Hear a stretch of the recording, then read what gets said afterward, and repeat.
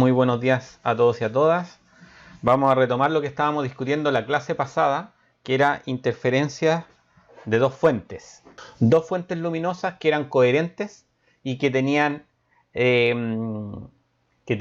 además la misma polarización. Entonces teníamos un foco luminoso 1, un foco luminoso 2. A pesar de que me refiera de aquí en adelante a luz, esto puede ser cualquier tipo de onda electromagnética. De hecho, puede ser cualquier tipo de onda, pero como estamos estudiando en particular la onda electromagnética, vamos a suponer para el ejemplo que es luz, pero esto es aplicable a cualquier otro tipo de onda electromagnética. Entonces tenemos el foco 1, el foco 2, y en un punto del espacio estamos recibiendo las dos ondas electromagnéticas. Por lo tanto, la onda resultante va a ser la superposición de las dos ondas componentes. Aquí I va a representar la función de onda, que podría ser o el campo magnético o el campo eléctrico o ambas. Entonces está denotado genéricamente con la letra I. Si las ondas son armónicas, las que se producen en cada uno de estos focos, entonces va a ocurrir que estas funciones van a ser sinusoidales y como tienen la misma frecuencia, entonces el factor temporal es el mismo, pero el desfase espacial es diferente porque las distancias a los focos no tienen por qué ser iguales. Pudiera ser que en un caso particular efectivamente fueran iguales, pero en general no tienen por qué serlo. Entonces R1 y R2 corresponden aquí a la distancia del punto en cuestión a cada uno de los focos. Y después, con un poco de trabajo matemático y de simplificación y utilización de propiedades trigonométricas, uno llega a que la función se puede escribir como una amplitud que está aquí marcada por este recuadro rojo y una parte que es oscilatoria en el tiempo, y habíamos visto que aparecía la distancia promedio a los focos. R1 más R2 partido por 2 es la distancia promedio a cada uno de esos focos, y R1 menos R2 corresponde a la diferencia de camino óptico que han tenido los rayos de luz. Veíamos que esta parte, que no depende del tiempo, entonces era la amplitud, y la amplitud dependía entonces de la diferencia de camino. Es decir, que si yo me muevo, este punto lo muevo en el espacio, va a haber lugares donde esta función coseno se va a hacer 0, y va a haber otros lugares donde esta función va a ser máxima. Entonces teníamos que era la amplitud de la onda resultante. Aquí aparece en esta imagen, también lo habíamos discutido en la clase pasada, una fotografía de una cubeta de ondas. Tal vez no han tenido la experiencia de ver una cubeta de onda en vivo, ¿no? Pero una cubeta de onda no es nada más que algo así como una pecera que tiene una luz que ilumina desde abajo y tiene unos elementos perturbadores que lo que hacen es que el agua, cuando está tranquila, a través de un mecanismo de presión, perturba el agua y genera entonces ondas en el agua. Y en este caso aquí están los focos, el foco 1 y el foco 2, y de aquí uno puede apreciar visualmente que hay una zona donde el agua parece imperturbada. Entonces eso se debe a que la amplitud, que está aquí rescatada de la ecuación anterior, solo la parte de la amplitud depende de esta diferencia de caminos, delta R. Entonces va a haber lugares donde esa diferencia de camino va a hacer que la amplitud se anule, y en esos lugares va a aparecer como que no hubiera ninguna onda. En realidad sí las van a ver, porque en todo punto del espacio se están recibiendo dos ondas, pero en algunos lugares la superposición va a dar un valor nulo. Entonces van a ser zonas imperturbadas. Entonces vamos a hablar de interferencia constructiva cuando el valor absoluto de esta amplitud de esta función es máxima, y vamos a decir que es interferencia destructiva cuando la amplitud es nula. Interferencia constructiva, interferencia destructiva. Y también comenté y fui específico en la clase pasada de no confundir o de no usar como sinónimo las palabras superposición e interferencia, porque si bien es cierto la interferencia es un tipo particular de superposición, no todas las superposiciones dan interferencia. ¿Se acuerdan de eso, no? A ver si alguien me recuerda algún ejemplo en el cual hay superposición pero no hay interferencia. Martín me indica acá en el chat la polarización. ¿Qué tipo de polarización? ¿Todas las polarizaciones o algunas? Matías dice la circular, Martín también dice la circular. Efectivamente, un ejemplo en el cual tenemos superposición de ondas que podrían ser idénticas, pero cuya polarización sea cruzada, es decir, oscilen en ejes perpendiculares, no darían interferencia, sino que darían, en este caso, bueno, dependiendo del desfase que tengan, podría ser circular, polarización lineal o polarización elíptica. Así que efectivamente la polarización sería un ejemplo en el cual hay superposición pero no ocurre interferencia. Entonces vamos a utilizar el término interferencia constructiva, le vamos a poner apellido, constructiva y destructiva, dependiendo si el valor absoluto entonces de esta amplitud va a dar máximo o va a dar nulo. ¿Por qué nos referimos solamente a la amplitud? Porque luego vamos a calcular la intensidad. Y si ustedes recuerdan, hay una relación entre la intensidad y el valor del campo. ¿Se acuerdan cuál es esa relación matemática? Porque la función de onda para la onda electromagnética es un campo, ¿no? Que puede ser el eléctrico o el magnético. ¿Se acuerdan cuál es la relación entre la intensidad y la función de onda? Era que la intensidad era la velocidad c ¿Ya? por la constante epsilon 0 y por la magnitud del campo al cuadrado. Ya, efectivamente. Efectivamente. Más que, bueno, sí, tú lo dijiste exactamente, pero en realidad es difícil que se acuerde exactamente de los coeficientes, las constantes de proporcionalidad. Lo importante, no estoy diciendo que esté mal, de hecho está súper bien lo que dijiste, pero lo importante al menos recordar que la intensidad depende del cuadrado del campo. Eso es sumamente relevante. El campo es la función de onda, es lo que está oscilando, ¿no? Entonces, la intensidad de la radiación electromagnética es proporcional al cuadrado del campo y a nada más. Entonces, por eso que importan los valores absolutos. El otro día creo que alguien me preguntaba, la clase pasada, que qué pasaba cuando el coseno era mínimo, ¿no? Cuando daba negativo y estaba en un máximo, pero negativo. Y entonces, en ese caso, no era relevante porque en realidad la intensidad depende del cuadrado del campo. Entonces, realmente lo que nos interesa es el máximo, pero en valor absoluto. ¿Cuándo va a ocurrir entonces interferencia constructiva? Bueno, cuando la diferencia de fase sea un valor, un múltiplo par del factor pi. Es decir, por ejemplo, cuando estoy justo equidistante, es decir, el punto equidista de las dos fuentes, entonces voy a tener interferencia constructiva. Aquí se está suponiendo, eso es relevante, que lo tengan en consideración, que estoy suponiendo que las ondas en cada uno de los focos están en fase, porque podrían estar desfasadas, ¿no? Y en ese caso, aunque estén equidistantes, no va a ocurrir interferencia constructiva. ¿Me siguen esa idea, no? Estoy suponiendo, vamos a volver atrás, que estas dos fuentes están en fase. Si están en fase y estoy equidistante, entonces las dos van a llegar con máximos o mínimos, van a llegar en fase. Entonces voy a tener interferencia constructiva. Pero pudiera ser un caso diferente donde alguna de las fuentes tenga un desfase ya desde el origen. Tengan todas las características iguales, pero que no estén en fase en el foco productor de luz o de onda electromagnética.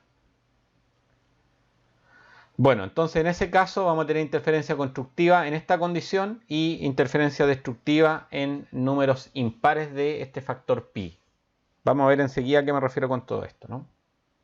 De aquí, entonces nos vamos a analizar el experimento de Young. El experimento de Young, que fue hecho por primera vez a principios del siglo XIX, lo que se hace es pasar luz a través de una rendija simple, simplemente para que asegurarme que la luz que entre a las dos rendijas, que van a ser mis dos fuentes luminosas, sean idénticas. Por eso se hace pasar por una única rendija. Y entonces lo que aparece es un patrón de luz y oscuridad que se llama el patrón de interferencias, que aparece aquí en esta región. Aquí en esta imagen, que es una imagen de clase que tomé en alguna clase, el láser está al final de la sala.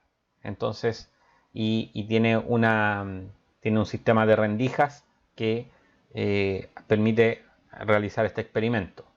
Ahora, ahí hay un agrandamiento de la región donde está el patrón de luz y oscuridad, para que aquí se pueda ver que efectivamente hay zonas oscuras y zonas brillantes. Y este sería un diagrama de la situación. Tenemos acá el haz de luz que pasa por una rendija. Dijimos en la clase pasada que vamos a estudiar enseguida, después de esto, este fenómeno de cuando la luz se abre a través de las rendijas, pero aquí lo vamos a suponer como un hecho. La luz se abre de manera que están siendo las dos rendijas iluminadas con la misma luz. Eventualmente, si el haz es más grueso que esta separación, no necesito una rendija, ¿no? Pero depende siempre de la situación particular. Y de acá, cada una de estas rendijas se comporta como un foco luminoso. Esta pantalla está muy lejana respecto de esta separación, esto no está a escala. y aparece entonces este patrón de intensidad. El hecho que aparezcan zonas brillantes y zonas oscuras, eso se relaciona con la intensidad luminosa. Donde esté oscuro la intensidad va a ser cero o muy cercana a cero, y en las zonas más brillantes la intensidad va a ser máxima. Cuando dice que la intensidad va a ser máxima, eso depende de la función de alguna forma que nos den, ¿no? O sea, no va a ser como la misma máxima para todas las ondas, por así decirlo. Lo que pasa es que aquí tenemos dos ondas y estamos suponiendo que las dos ondas tienen las mismas características. No sé si eso responde a tu pregunta. O sea, me refiero como entre, no sé, el experimento uno por así decirlo, y, no sé, el experimento 2. Ahí la intensidad máxima va a ser distinta para cada uno, dependiendo si se cambian algunas características. Esa es mi pregunta, no sé si Ya, se lo que entendió pasa es que yo mejor. tampoco sé si te estoy entendiendo, así que quédate aquí. Eh, Bueno, ¿A qué te refieres con el experimento uno y el experimento 2? o sea, por ejemplo, no sé, que estamos hablando de luz ¿Ya? y, no sé, el experimento uno, no sé, tiene un tipo de luz A, por así decirlo, ¿Ya? y el experimento 2 ocupa luz B, por así decirlo. Ah, ya, entiendo perfectamente. Sí, de hecho, no lo he comentado acá, pero este experimento en clase, insisto que lamentablemente esto no lo puedo replicar acá porque no tengo las rendijas, pero en clase lo que hago es repetir el experimento con dos láseres diferentes, uno rojo y uno verde, por ejemplo. Ah, sí, sí, esa era mi duda. Claro, sí, ahora ya entendí. Entonces, cuando uno hace el experimento con los dos láseres, uno puede comparar los dos patrones porque lo que hacemos normalmente es marcar en la pizarra. Pintamos, por ejemplo, dónde están los máximos y los mínimos, y luego cuando iluminamos con el segundo láser podemos comparar si ese patrón es igual, en el sentido de igual con todas sus características, las separaciones, por ejemplo, los tamaños de las manchas luminosas, si son iguales o si difiere. Ahora, el resultado de ese experimento es que efectivamente el patrón de luz y oscuridad se repite, pero no coincide exactamente, excepto el central, no coincide exactamente con los otros. Es decir, las manchas brillantes tienen otro tamaño. Entonces, de ahí uno puede concluir experimentalmente que la separación, por ejemplo, la separación de dos zonas oscuras, va a depender del color del láser. ¿Queda claro? Sí, muchas gracias. No hay de qué. Carlos. Profe, tengo una consulta. Cuando usted habla de máximo, que el máximo de la intensidad que se ve como en la pizarra, por así decirlo, ese máximo corresponde a la intensidad del primer rayo, el que pasa por la primera rendija, o se No, no, duplica. estamos siempre en la pantalla. Mira que acá, en la foto, estamos en la pizarra. De hecho, atrás está ¿cómo se llama? El telón del data, donde se proyecta el data. Y los láseres están al final de la sala. Sí, sí, pero lo que me refiero es que si uno compara la intensidad del láser que pasa por la primera rendija y la intensidad máxima que se ve en la pizarra, ¿serán iguales? No, no son iguales, porque de hecho hay zonas oscuras en la pizarra. Pero la intensidad máxima que se ve ahí. A ver, depende. Si en principio, como el láser tiene una atenuación de haz muy pequeña, la intensidad no debiera variar mucho, pero ojo que la luz se reparte en una sección de la pizarra. Entonces, si uno pudiera asomar toda esa intensidad, en realidad, o la potencia, por ejemplo, sería la misma potencia que la que está saliendo del láser original. Pero ojo que hay una fracción del haz que se refleja por la misma rendija. Acá, Mm, aquí, por ejemplo, el haz cubre una región más ancha que la rendija. Y entonces la parte que está iluminada de la zona opaca de la rendija se refleja. Entonces, en realidad, no es exactamente igual. ya, ya. Esa era mi duda porque yo Claro, lo decía, ideal sería, por ejemplo, si pudiéramos medir la intensidad aquí, en las rendijas, ¿no? Aquí y acá, la pregunta es, en la zona de máximo, las intensidades serían la suma de la intensidad uno más la suma de la intensidad 2, y la respuesta es sí, teóricamente serían iguales, pero no la del ya. láser, sino que la del haz que sale de cada rendija. Cada uno va a tener intensidad uno, intensidad 2, y efectivamente en el máximo, en la zona de máximo, debiera ser la suma de esas dos intensidades. Y ¿cómo se llama esto? Es que en ese uno hay un haz de luz que pasa por una primera rendija. Y después entre ese uno y en ese 2 hay como dos rayitos que se ven. Esos tienen la misma intensidad, ¿verdad? Tienen los dos de la segunda rendija, por ejemplo, si ahí está llamado B y C, esos dos haces debieran tener la misma intensidad. De hecho, en el experimento que se realiza en la sala, el haz del láser es lo suficientemente grueso para iluminar directamente las dos rendijas. No se ocupa esta Oh, primera rendija. ya. Bueno, me imagino que ustedes han visto algunos de estos láseres de potencia, ¿no? Que tienen un haz que es grueso. Ujú. Porque el haz es como un cilindro, ¿no? Uno ve solamente la sección transversal cuando se ilumina sobre una superficie, pero eso es un cilindro de luz, ¿no? Sí. Y ese cilindro, por lo menos en el experimento que realizo en clase, ese cilindro tiene una sección transversal que es más grande que la separación de las rendijas. Bueno, aquí teníamos la luz, la fuente de luz, la rendija 1 y la rendija 2, y en cada punto de la superficie que está lejana, recuerden que este dibujo no está a escala, aparece un patrón de luz y oscuridad. Un patrón de luz y oscuridad o un patrón de máximos y mínimos, donde los mínimos representan oscuridad. Ahora, si uno hiciera un diagrama de esto, si hiciéramos un diagrama de esto, teníamos esta figura entonces, ¿no? Ahí sí, S1 y S2 serían las dos rendijas que serían las fuentes luminosas. En este dibujo A representa la separación entre las dos rendijas. L representa la distancia que hay entre las rendijas y la pantalla lejana. L es muchísimo mayor que A, muchísimo mayor que A. Y aquí lo que se trazó fue una línea horizontal perpendicular a las rendijas, y entonces ese va a ser nuestro punto de referencia para medir una distancia en la pantalla. El punto P que está graficado acá se puede mover a través de la pantalla y dependiendo del lugar donde esté ubicado va a encontrar lugares de máximos y mínimos. Y le había dicho también la clase pasada que aquí se forman dos triángulos rectángulos, ¿no? Entonces teníamos un triángulo rectángulo aquí, que este triángulo sería el triángulo grande, lo voy a llamar triángulo grande, y este triángulo grande entonces tiene catetos, aquí está denotado como X1, y L serían catetos, ¿de acuerdo? Y R promedio sería la hipotenusa.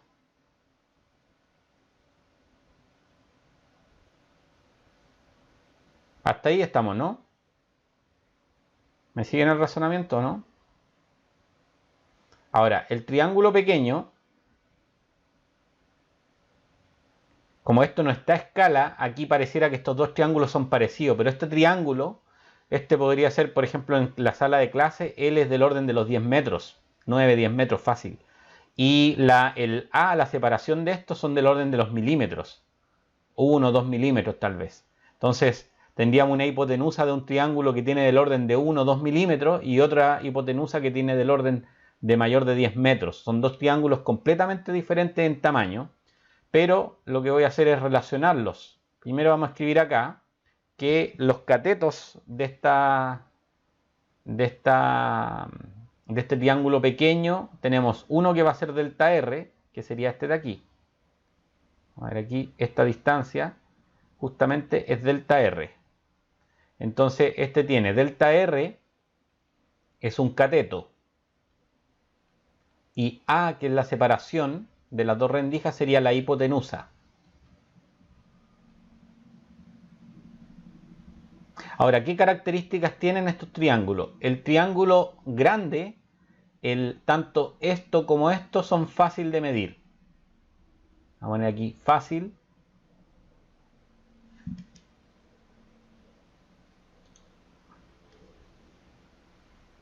Entonces, fácil de medir. Y acá, este de aquí, este dato, lo da el fabricante. Entonces, es conocido.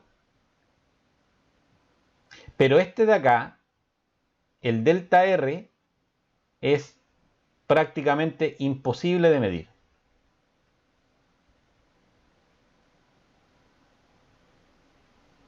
Porque el delta R es del orden de la longitud de onda de la luz. Delta R es del orden de la longitud de onda de la luz. ¿Y se acuerdan cuáles son el rango de las longitudes de onda de la luz? A ver si alguien me lo dice. Del orden de los nanómetros, Ya, más o menos. ¿Cuáles serían los rangos? ¿Los valores? como 300 y 600, más o menos.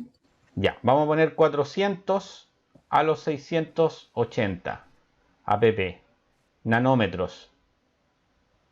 Ese sería el rango, ¿no? Entonces son unas distancias, como estoy diciendo acá, que es del orden de la longitud de la luz, son unas distancias realmente pequeñas. Son prácticamente inmedibles. Entonces, ¿por qué me interesa delta R? ¿Por qué delta R puede ser interesante o conocer delta R? Porque delta R, de delta R depende el desfase. ¿Se acuerdan, no? En la ecuación aparecía, dentro del argumento de la amplitud aparecía el delta R. Entonces, conocer delta R me dice el desfase. ¿Por qué me interesa el desfase? Porque dependiendo si las ondas llegan, por ejemplo, así, la onda 1 llega así y la onda 2 llega así, ¿eso qué tipo de interferencia va a producir? Constructiva. Constructiva. Constructiva. Porque están en fase, ¿no? En cambio, si llegan en contrafase, ¿qué quiere decir contrafase? Que lleguen, por ejemplo, que una llegue así y que la otra llegue así. Entonces ahí tendríamos, ¿qué tipo de interferencia? Destructiva. Destructiva. Y entonces ocurre interferencia destructiva cuando las ondas llegan en contrafase. O en oposición de fase, si es que les gusta más esa palabra, contrafase. Entonces por eso que es importante determinar delta R, porque conociendo delta R puedo llegar a delta phi. ¿Cómo? Bueno, delta R va a ser a la longitud de onda, como delta phi va a ser a 2pi. Ustedes me dirán, ¿de dónde aparece esa ecuación, no? A ver si alguien se atreve a decirme de dónde puede aparecer esta ecuación.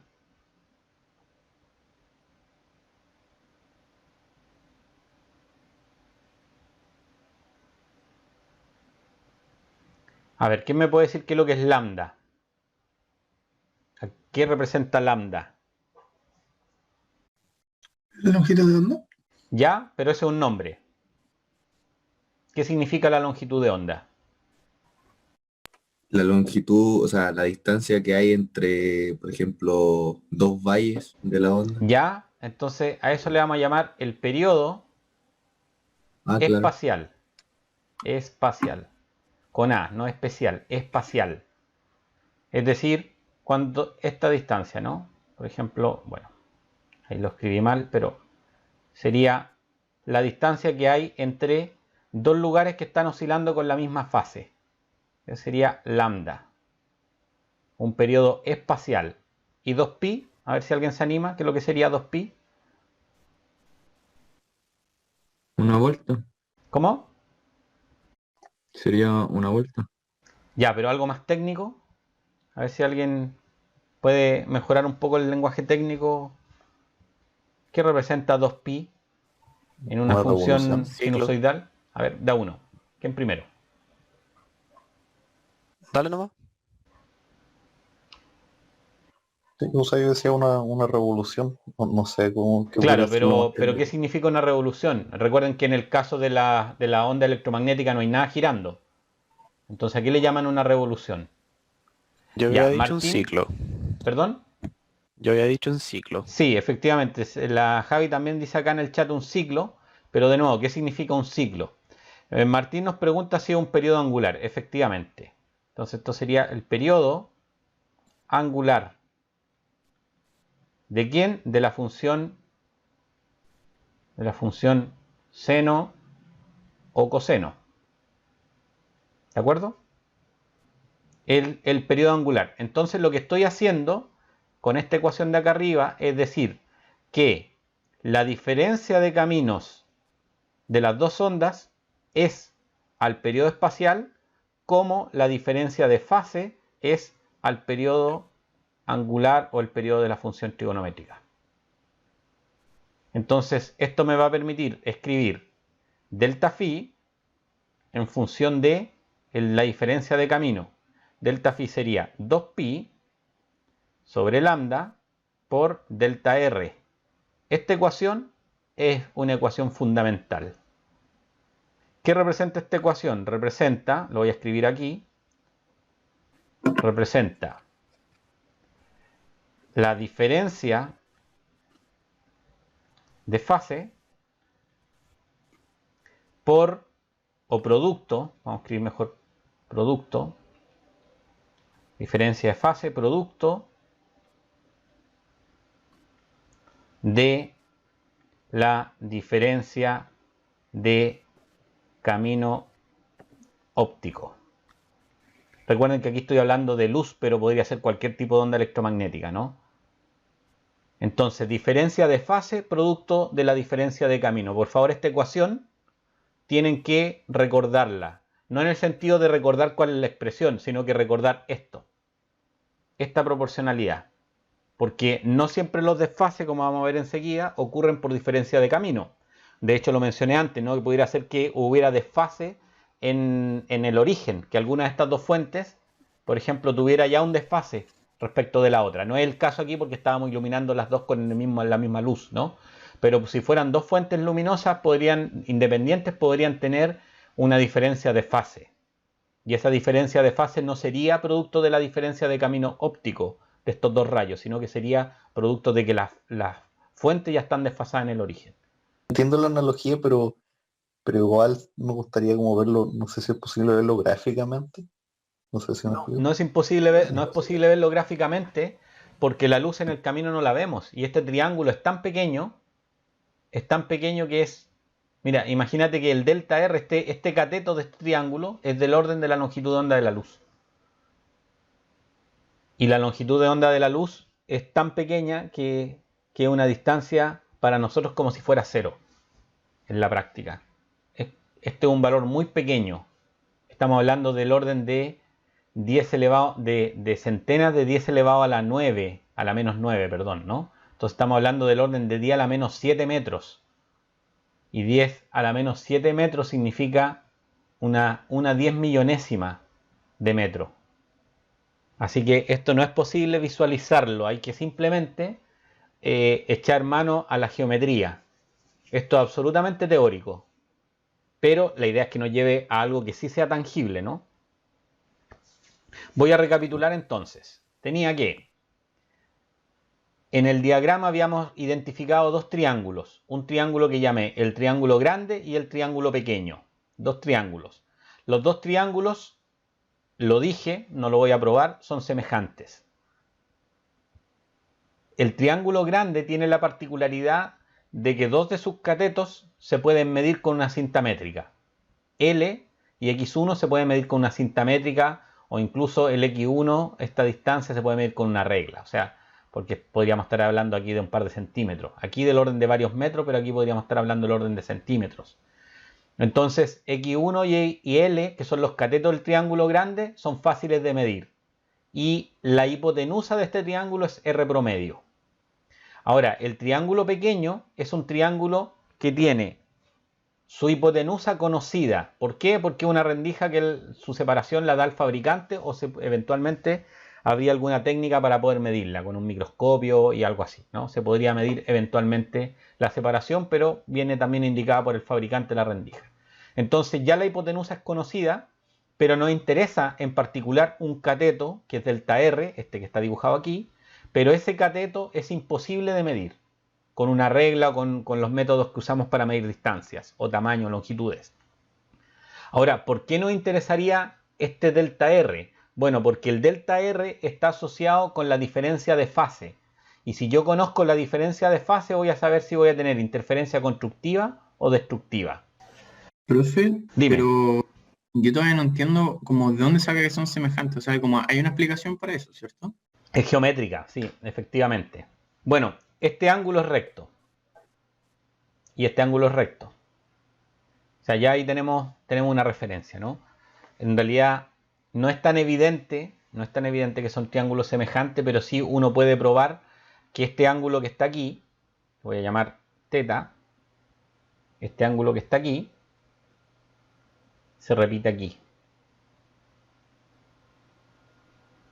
Pero no voy a hacer esa demostración. Se las puedo dejar a ustedes que se entretengan de que este ángulo de acá se repite aquí. Pasamos entonces a lo siguiente, la relación entre la diferencia de fase y la diferencia de camino. Había dicho que se podía plantear una proporción. ¿Se acuerdan que la función de onda es del tipo, por ejemplo, E es del tipo una amplitud por el seno, por ejemplo, de un ángulo, ¿no? Eso. Entonces uno podría dibujar aquí la función de onda. Sería E y aquí sería phi, ¿no? Y también uno podría, dado que phi, o que el argumento de la función depende de x o de r, uno podría graficar también una función del tipo E, pero ahora en función de r. Y de aquí buscar una correspondencia de cada uno de los puntos que hay en la curva, buscar su correspondiente en esta otra curva. ¿Y eso cómo se logra? A través de una ecuación de proporcionalidad. Y esa ecuación de proporcionalidad utiliza un dato que es la separación entre dos zonas que tienen el mismo estado de oscilación. Y eso es, para el caso de la onda espacial, sería la longitud de onda.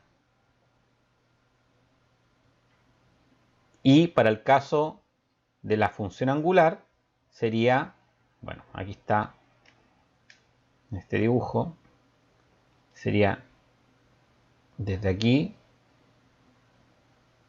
hasta acá, eso sería 2pi.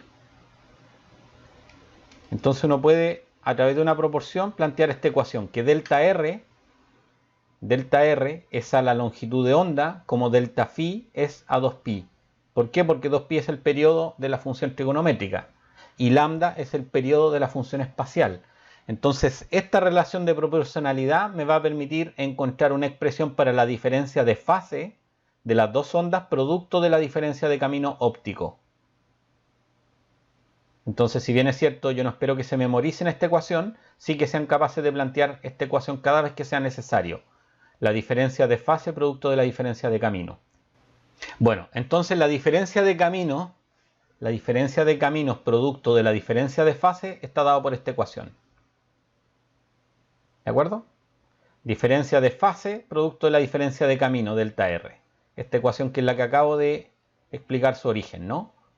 Ahora, el delta R, si este ángulo es teta, vean que el delta R, lo voy a dibujar de nuevo acá, en este dibujo. Delta R sería este tramo de aquí, ¿no?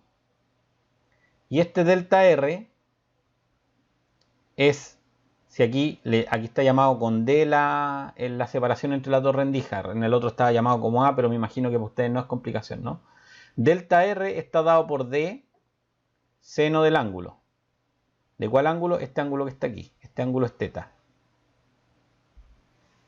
Entonces delta R es D seno de teta. ¿Los dos senos son distintos? ¿Cuáles? ¿Cuáles dos senos? O sea, ¿los dos tetas son distintos? No, tienen el mismo valor porque son triángulos semejantes. Ya. O sea, tú te refieres al que está aquí y al que está acá abajo, ¿no? Los dos triángulos diferentes. Constructiva o destructiva, y eso está íntimamente relacionado con la diferencia de fase. Entonces, yo ya sé que si las dos fuentes están en fase en el origen, y si la onda en el punto en cuestión, que aquí está llamado como punto P, llegan desfasadas, entonces esa diferencia, ese desfase se va a deber a la diferencia de camino. Y lo que quiero establecer ahora es una ecuación que me permita determinar la diferencia de fase a partir de esta diferencia de camino. Ahora, lo interesante es que el seno del ángulo lo puedo escribir a partir de este triángulo grande de la siguiente manera. Lo primero que tengo que decir es que el ángulo teta es un ángulo pequeño. Lo voy a escribir aquí. Teta es un ángulo pequeño.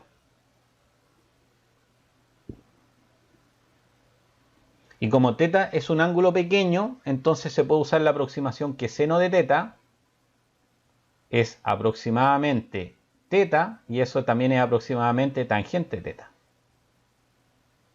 Si no me creen, hagan esas tres gráficas en una misma gráfica, pongan seno de teta, teta y tangente teta y vean para qué valores, hasta qué valores de teta es aproximadamente válida esta ecuación. Y si no recuerdo mal, hasta por ejemplo 30 grados todavía sigue siendo una muy buena aproximación. Esto que acabo de escribir acá. Ahora, lo interesante es que el seno de teta es lo que yo quiero determinar, ¿no? Este seno de teta es el que me interesa. ¿Por qué? Porque quiero saber el desfase, ¿no? Y voy a usar entonces la aproximación de la tangente de teta. ¿Por qué? Porque en el triángulo grande, la tangente teta es fácil de calcular. Grande. Entonces, seno de teta, que es lo que me interesa determinar, es aproximadamente la tangente de teta del triángulo grande. Y en el triángulo grande la tangente de teta sería, ojo que aquí está denotado con otra letra que es la Y, sería I partido por L, ¿no? Ahora les voy a justificar el ángulo pequeño. Les había dicho recién que en el experimento Y iban a ser un par de centímetros y L era del orden de las decenas de metros.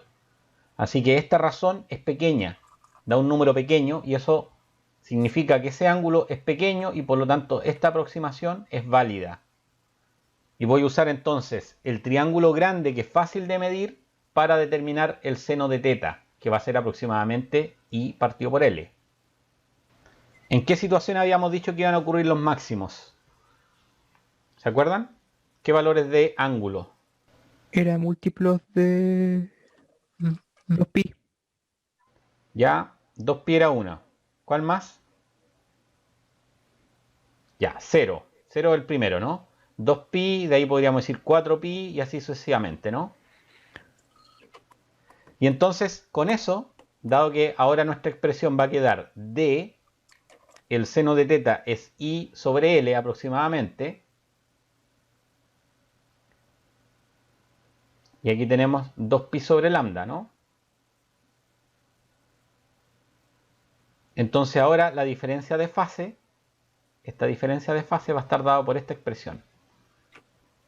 Y puedo ahora reemplazar, por ejemplo, para que el máximo central, el que ocurre aquí, acá, ¿no? El máximo central es este de aquí. Voy a ocupar otro color porque el rojo parece que lo estoy ocupando demasiado. Vamos a ocupar un color azul. Este es el máximo central. ¿Cuánto es la diferencia de fase en este máximo central? ¿Alguien me puede decir cuánto vale delta phi acá? 0, ¿Cómo lo sabemos? porque tiene que ser el menor de todos. Ya. Y porque este punto es equidistante a la fuente 1 y la fuente 2. El segundo máximo, ¿cuánto sería la diferencia de fase aquí?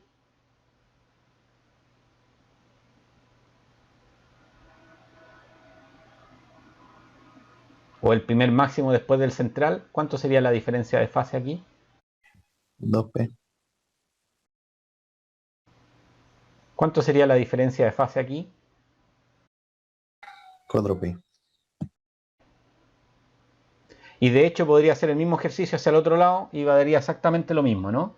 Y ahora voy a usar otro color para los mínimos. ¿Cuánto es la diferencia de fase en este mínimo?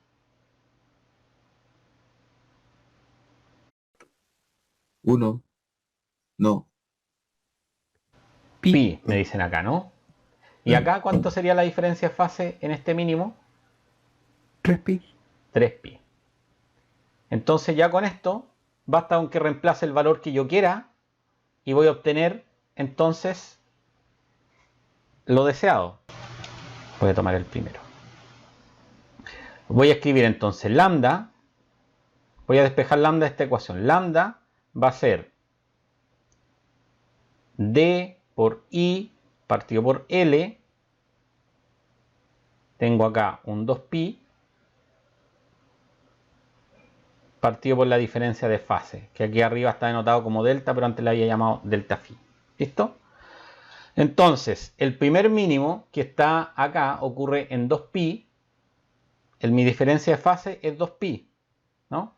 Entonces, si tomo el primer máximo, no el central, ¿no? El primer máximo, tengo que delta phi es igual a 2pi, ¿no? Y esta razón me va a dar 1.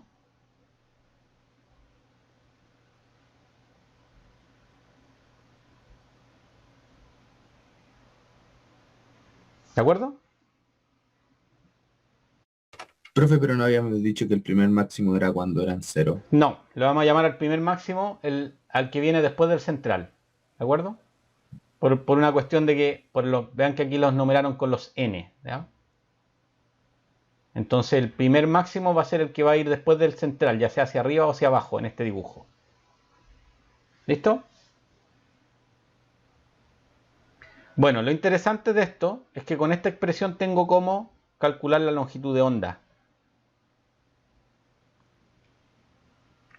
Con esta expresión, midiendo la distancia, estamos en el primer máximo, ¿no? Entonces, basta con que yo mida esta distancia. Voy a cambiar el color. Si yo mido esta distancia, este es el máximo central, esta de acá va a ser I1, por ejemplo.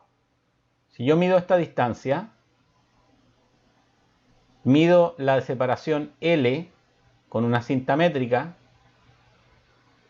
y averiguo cuál es la separación entre estas dos, que está llamado D, entonces puedo calcular la longitud de onda de la luz. El experimento de Young me permite, con una cinta métrica, medir la longitud de onda de la luz.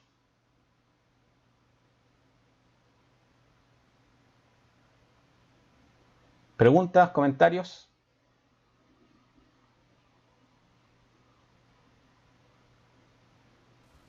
Pero ¿y cuál sería el error de esa medición? Ya que El error va a estar hicimos- dado por el error de la medición que tenga con los instrumentos que mida L y en el que mida la separación entre los dos primeros máximos.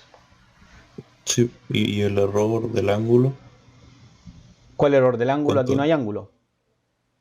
No, porque nosotros derivamos la ecuación que llegó a eso, ¿Ya? asumiendo de que el ángulo era tan pequeño que se puede aproximar Claro. a la tangente del ángulo. Y con esa aproximación también se produciría un pequeño error, ¿o no? El error es despreciable si el L es del orden de los metros y el I es del orden de los centímetros.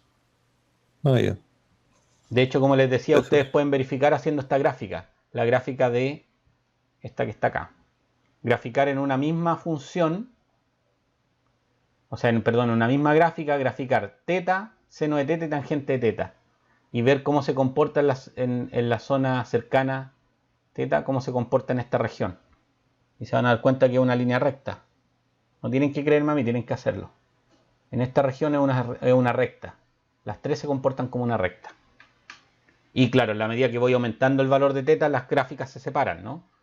Pero para los valores, si yo me aseguro que el L sea del orden de por ejemplo, 10 metros y el Y va a ser del orden de los centímetros, esa aproximación es válida.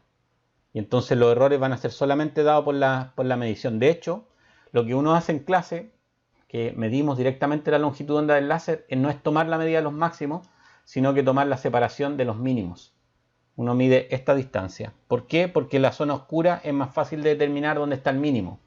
Uno toma aquí, mide el mínimo, toma acá, mide este mínimo, mide esa distancia y decimos que esa distancia es 2 veces I, la I del mínimo. Y entonces para el mínimo, que aquí no está escrito, mínimo, entonces va a ser lambda, va a ser D por I partido por L, y aquí va a ser 2pi, y el primer mínimo, ¿en qué valor de desfase ocurre? En pi. En pi. Entonces significa que esta razón va a ser 2 para el mínimo. Y eso es más fácil de medir que el máximo, porque aquí determinar dónde exactamente está el máximo, tanto el central como el de acá, es difícil. pero experimentalmente es más fácil medir estos dos mínimos y uno llega a la misma expresión, solo que ahora la razón de 2pi por delta phi va a ser 2 en vez de 1. Y considerando que esta distancia es el doble, ¿no? Desde el punto central acá, si uno mide entre los mínimos, es 2 veces esta distancia, la central. Y de ahí uno puede determinar la longitud de onda. Y como les digo, Profe, en clase esto se mide. O sea, llevo la cinta métrica y medimos la longitud de onda del láser y después la comparamos con la longitud de onda nominal que trae el láser escrito en el mismo equipo. Dime. porque usted había dicho para el primer máximo tomábamos la diferencia como 2pi, por eso se hacía 1. Pero a los mínimos habíamos dicho que era... Ah, me salté el pi, estaba Es pi, pensando mira, en aquí, 3. aquí lo que pasa es que la imagen está muy saturada, pero habíamos dicho que el primer mínimo ocurría para delta phi igual pi. Ya, y por eso Delta quedan phi, 2. claro, efectivamente. Por eso que esta razón queda en 2. Entonces uno puede, en vez de usar los máximos, puede usar los mínimos. Ahora, ¿por qué es más fácil usar los mínimos? Porque la zona oscura es más fácil de identificar dónde está el mínimo. Obviamente igual va a haber un error ahí asociado porque el ojo no es capaz de distinguir exactamente dónde está el mínimo, sino que en la zona oscura, como ya vemos aquí en la foto, nos aparece una región oscura. Entonces uno a ojo traza con una regla aquí, una línea, y aquí traza, por ejemplo, otra línea, o entre esta y esta, traza línea, y ahí claramente hay un error, pero ese error es pequeño.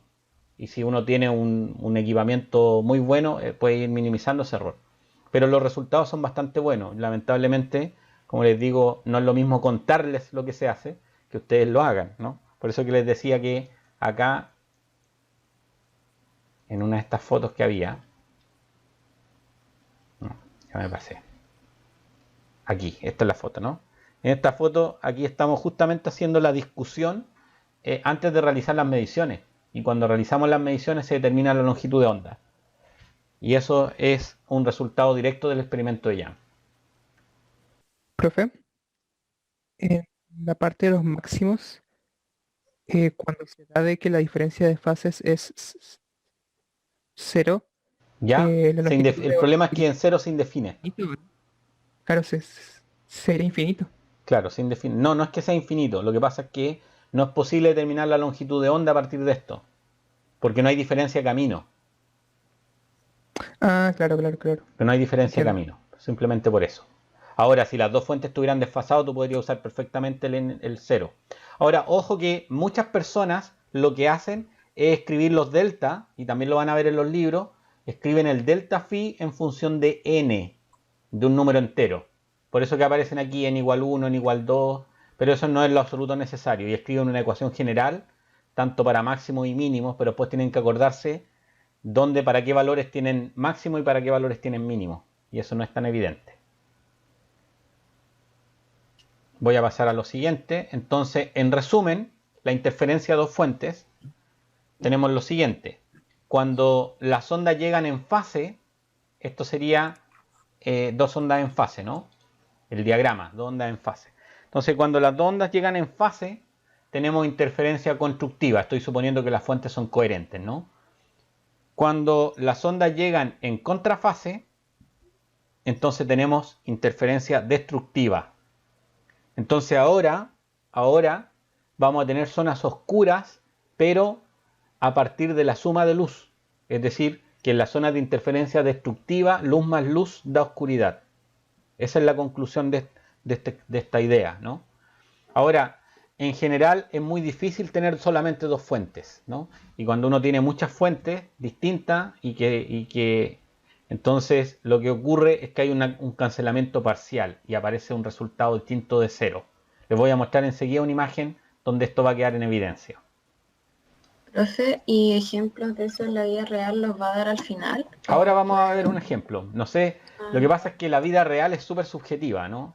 El experimento de Young es un experimento. Entonces no es algo que uno vea en la naturaleza, sino que tiene que hacer el experimento para poder visualizarlo.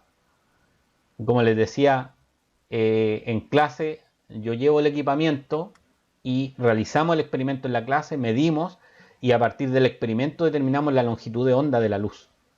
Ahora, esto que aquí, por el hecho de que yo lo estoy contando y no lo están viviendo ustedes en primera persona, pasa a ser irrelevante, pero el resultado de este experimento es que con winchas de medir o con cintas métricas, puedo medir la longitud de onda de la luz, que es del orden de los cientos de nanómetros. Y eso ya es espectacular. El hecho de con cinta métrica, con una cinta de 10 metros, por ejemplo, y una regla de medir, puedo medir la longitud de onda de la luz. Eso es un tremendo resultado. Porque como le acabo de decir, el delta R, esta diferencia de camino, su distancia es tan pequeña como la longitud de onda de la luz. Entonces, como es tan pequeña como la longitud de onda de la luz, es prácticamente inmedible. Ahora tenemos un método para medir algo que eventualmente era inmedible, como la longitud de onda de la luz. Y eso es un tremendo resultado. Ahora les voy a mostrar una aplicación de la vida real, pero que no es real para cada uno, porque nosotros no estamos en los observatorios astronómicos, ¿no? Pero al inicio les había mostrado esta imagen del observatorio Paranal. La gracia que tiene el observatorio Paranal es que fue el primer observatorio que usó interferometría. La interferometría es una técnica en la cual cada telescopio, apuntando un mismo objeto, se comporta como si fuera una fuente de luz. O sea, si por ejemplo observamos una estrella en particular, cada uno de estos telescopios observa la misma estrella y entonces a través de una fibra óptica, por ejemplo, uno puede llevar la luz y hacer que interfieran. Aquí está el diagrama, entonces están los 4 telescopios. Esto originalmente no podían interferir los 4, esto es muy reciente, porque se han demorado años en desarrollar esto, porque es una técnica muy precisa. De hecho, cualquier diferencia del orden de la longitud de onda no va a permitir la interferencia. Entonces lo que tenemos acá es cada uno de los telescopios observando el mismo objeto, manda la luz a una zona que se llama la oficina interferométrica, y aquí en esta oficina interferométrica se preocupan de hacer superposición de cada una de las luces de los telescopios, de manera que produzca una interferencia constructiva o destructiva dependiendo de lo que uno quiera. Ahora, a ustedes me podrán decir, bueno, ¿qué gracia tiene hacer interferencia constructiva o destructiva? Bueno, esta imagen fue la primera imagen de un sistema planetario en torno de otra estrella. Y se logró a través de una técnica de interferometría. Acá la luz de la estrella fue literalmente apagada. Si yo con 2 telescopios diferentes apunto a la misma estrella y me preocupo de superponer esas 2 ondas en contrafase, entonces lo que va a ocurrir va a ser interferencia destructiva. Ahora la suma es incoherente acá porque hay más de un color, ¿no? Entonces no se apaga completamente. Pero la estrella era más grande que esta imagen. El disco luminoso que se veía a través del telescopio era más grande. Entonces apagando la estrella aparecen entonces los planetas. Literalmente aparecen los planetas y se pueden fotografiar. ¿Se entiende la idea, no? ¿De qué es lo que se está haciendo? Sí. De hecho, yo tengo acá, ustedes no lo pueden ver, pero tengo acá al lado de mi escritorio unos auriculares que tienen cancelación de ruido. Tal vez alguno de ustedes tiene unos auriculares que tienen cancelación de ruido. Es exactamente lo mismo, pero hecho con sonido. El auricular tiene un micrófono que capta el ruido exterior, lo desfasa electrónicamente y lo superpone al ruido que viene de afuera. Y entonces, en promedio, se cancela el ruido que viene del exterior y uno solamente escucha lo que está saliendo a través de los parlantes de los auriculares. Es exactamente lo mismo, interferencia destructiva. Dime. Esa es particularmente la cancelación de ruido activa, Así porque es. también hay pasiva. Así es, exactamente. Es la activa. Por eso uno siente cuando se prende el audífono como que hace un bu y de ahí uno empieza a escuchar la música. O nunca me lo había cuestionado. Bueno, lo que pasa es que esa técnica lo que hace es utilizar el conocimiento que tenemos de interferencia para producir interferencia destructiva para literalmente apagar el sonido. El sonido que no queremos, el indeseable, ¿no? La verdad que no es perfecta la técnica y siempre se cuela algo de ruido y para ciertos ruidos mejor que para otros, pero finalmente es algo que es posible de lograr y es posible además hacerlo con la luz. Con la luz se puede literalmente apagar la luz de una estrella y fotografiar entonces estos planetas. Esta es una imagen, pero desde que esto se hizo, no recuerdo cuándo fue, si fue el 2008 o el 2009, la primera vez que se logró esto. Desde entonces hasta ahora se han logrado bastantes fotos de sistemas planetarios. De hecho, hace un par de semanas solamente lograron fotografiar por primera vez un sistema planetario en una estrella tipo solar, usando esta misma técnica. Así que es algo que se utiliza. Claro, este es un ejemplo, ¿no? Y probablemente no un ejemplo de la vida cotidiana, es más de ejemplo de la vida cotidiana tal vez el de los auriculares, pero eso no es con luz, ¿no? Bueno, eventualmente pudiera ser que alguno de estos planetas cayera en la zona de interferencia destructiva. Recuerden que esto tiene un patrón. Esto tiene un patrón de máximos y mínimos. Entonces, como tiene un patrón de máximos y mínimos, pudiera ser que alguno de estos planetas caiga en una zona de interferencia destructiva. Entonces toman imágenes y se va rotando el campo. De manera que si alguno cae en algún momento en una zona de mínimo, en otro momento caiga en una zona donde no es un mínimo. Entonces vamos a discutir muy rápidamente el concepto de la holografía. ¿Qué es la holografía? En griego, holo significa todo y grafo significa dibujo. Entonces, de alguna forma, la holografía es una forma de fotografía que permite mantener la profundidad o que permite que podamos apreciar la profundidad. Entonces, la fotografía ordinaria es un registro de información de intensidad de la radiación. Entonces, una foto común y corriente tiene números, independientes del color. Pensemos en una imagen en escala de grises, que es lo más simple, ¿no? Para no complicarnos con el tema de que hay 3 imágenes formadas con colores, ¿no? Pensemos en una imagen monocromática, con escala de grises, ¿no? Entonces, las zonas más brillantes tienen mayor intensidad y las zonas más oscuras menor intensidad. Entonces, la imagen, finalmente, es un registro de intensidad de la radiación. Ahora, pudiera ser que uno pudiera ahora tomar información de la profundidad del campo, cosa que no puede hacer la fotografía porque la fotografía es en 2 dimensiones. Entonces no hay información ni de la profundidad. Entonces una imagen que es en 3 dimensiones se proyecta en 2 dimensiones. Y no requiere que la luz sea coherente o incoherente. De hecho, tomamos fotografía con la luz del sol, ¿no? Y la luz del sol es incoherente. Ahora, el holograma, además de producir almacenamiento de la intensidad, lo que almacena es un patrón de interferencia. Les voy a mostrar enseguida cómo sería una imagen de un holograma. Entonces, ahora vamos a poder, con la holografía se puede observar imágenes tridimensionales, de manera que haya perspectiva y la paralaje, que es la que nos permite en el mundo real a nuestro cerebro interpretar la profundidad. Entonces, esta es una imagen holográfica. En realidad, es una imagen holográfica y se tomó 2 fotografías desde 2 perspectivas diferentes de un holograma. Ahora ya se podrán dar cuenta que esta luz tiene un único color, ¿no? No tiene todos los colores, tiene un único color. Porque para tomar la imagen del holograma se requiere luz coherente. Entonces se utiliza luz láser. Ahora, ¿cómo ocurre esto? Supongamos que este es el objeto a holografiar. Entonces se ilumina con luz láser, hay una parte de la luz que va directamente al objeto y va a ser reflejada y se va a almacenar en un registro fotográfico. Entonces el reflejo directo se registra acá y luego hay un espejo que refleja directamente el láser sin haber interactuado con el objeto a holografiar. Y esa luz interfiere con la luz que viene del objeto, que como la luz va a venir debido al relieve del objeto de diferentes distancias, va a producir un patrón de interferencia. Entonces acá tenemos una imagen del patrón de interferencia. Ven que hay zonas de luz y oscuridad, o sea, hay franjas, ¿no? Y esto es porque este es el registro de la interferencia sobre la película, que era esta, ¿no? Es la que va aquí, en este sector de acá. Y después, para reproducir la imagen en 3 dimensiones, se ilumina este patrón con una luz láser. Y allí se reconstruye algo como lo que estábamos viendo acá, en 3 dimensiones.